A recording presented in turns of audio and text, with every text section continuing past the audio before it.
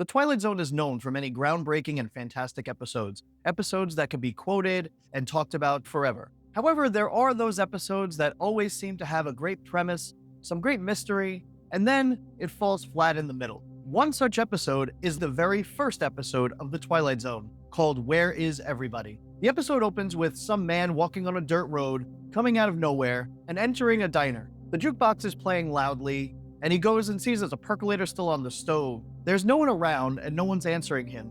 He is talking about how an unknown man needs food. An unknown man needs to eat. While in this diner, he knocks over and breaks a clock and finds that the jukebox stops playing. So the question is, what's happening in this case? The man leaves the diner, which is near town, and walks into the town itself. Again, there's no one there. You can see buildings, cars, a little park. It looks basically like a stage or a setting of a movie or something. He calls out again, he tries to find people, and the mystery starts to build here as to what is actually happening with this man. Is he the only man on the earth? Is this man someone who stumbled into a movie set of some kind? The mystery continues to grow. He feels like he's being watched, and at one point, the phone in the phone booth rings, and when he picks it up,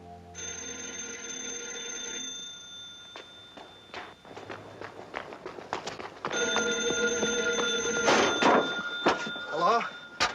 Hello? Hello? Operator. there's no one there. At this point, the tension is trying to build. Now, I say trying because what I've noticed in this episode is that there's a lot of tension building and mystery that never really has a payoff. A lot of times, this man is walking around and he finds another place empty. He goes into the police station where there's a jail, and in the jail is a shaving kit where it looks as though someone has just been shaving. It looks as though people are living here or that they have just lived here, but he can't figure out what is actually going on. Another thing he notices in the police station is a lit cigarette in an ashtray. At this point, he starts to get into more of a panic where he just wants to wake up. His belief is that this is just a weird dream that he needs to get out of at any point. Slowly, this starts to become more of a nightmare of him being the only man alive. Then he sees what appears to be a woman sitting in a car, so he rushes over to her to try and get her help. It's revealed, however, that it is only a mannequin, and he's seen a few mannequins already stationed around the town. I'm terribly sorry, madam. I can assure you that at no time did I mean to be so upsetting. As a matter of fact, I've always had kind of a secret yen for the quiet type. After making himself a sundae in the soda shop, he looks at himself in the mirror, still unsure who he is, where he is, why he's even there. He makes his way into the movie theater where there is a movie playing, but when he goes up to the projector, for you younger folk, the projector used to have to be run by someone.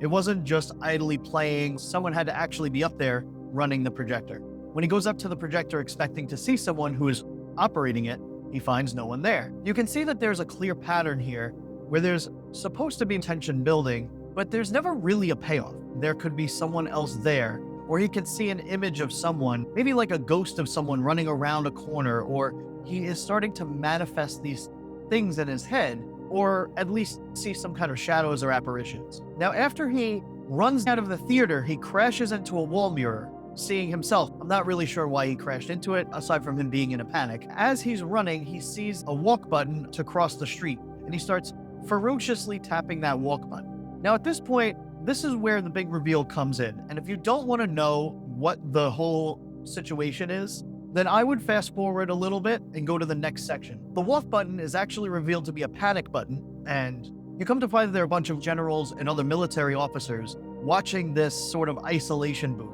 Inside the isolation booth is Sergeant Mike Ferris in the military. The whole thing has been a sort of simulation. Sergeant Mike Ferris is trying to undergo this simulation to see if he can get up to the moon, and he's been in this simulation booth for 484 hours. If you do a little calculation, you'll find that's a little over 20 days by himself. As Ferris is being basically carted away, the servicemen are letting him know that next time when it's the real thing, he will have everything he needs as far as like food and water, oxygen, all that stuff, but he will be alone for a lot longer than 3 weeks. They tell him that this next time he will really be alone. The narration ends with Mike Ferris looking up at the moon and saying, Hey, don't go away up there. Next time it won't be a dream or a nightmare. Next time it'll be for real. overall, my issues with this episode are numerous, actually. You know, if you do want to find out what the big reveal was, please go back and watch that previous chapter. The problem that I have, this is actually the perfect episode to talk about the major issues in the Twilight Zone. You know how much I love the Twilight Zone. The problem with this episode is there really is nothing in the middle. They don't build anything up in any real way. Between the cigarette, the shaving kit, the booth that rings that isn't really ringing or no one answers, all of it leads nowhere. Like, it just basically is just, to me, I start to see the writing in a way. And something that's really bad is if you're watching something and you start to see the writing and you start to see what they're trying to do, it really pulls me out of the episode. And this episode, the first one of the entire series, is, to me, the biggest, most glaring issue with this series. It happened even with the silence. It's happened with other episodes where there's a lot of nothing in the middle. There's not really a buildup, or, what really could have happened after that is going into town. There should have been more things going on, because otherwise it just feels lifeless. And I get that the point of the whole episode was that he is alone. But why are you showing a shaving kit, a cigarette, a mannequin that looks like a woman, a phone booth? Why do these things? Unless you are trying to show that maybe he is having a mental breakdown, which would make sense. But then what would actually help more is manifestations of people, maybe his family members and friends, maybe some other people he knows. Maybe he sees them, or he sees ghosts of them, or them just going around a corner, and that drives him mad. Or maybe he sees someone in a shadow, and as he moves towards them, they move away. Really, there could have been so many other things done with this episode. And I understand the thematic point of, what do you do with someone in the situation that I've described in the spoiler? How do we make sure that this person is able to endure the real life situation they may find themselves in the near future? There really isn't a lot to my video because there's not a lot to this episode. It was really disappointing. It felt very much like The Bewitching Pool. Aside from the dubbing issues and the fact that they had to reuse the same exact scene twice, the middle has like nothing in there. It's just kind of showing more of the same thing and then being done with it. This is the same thing here.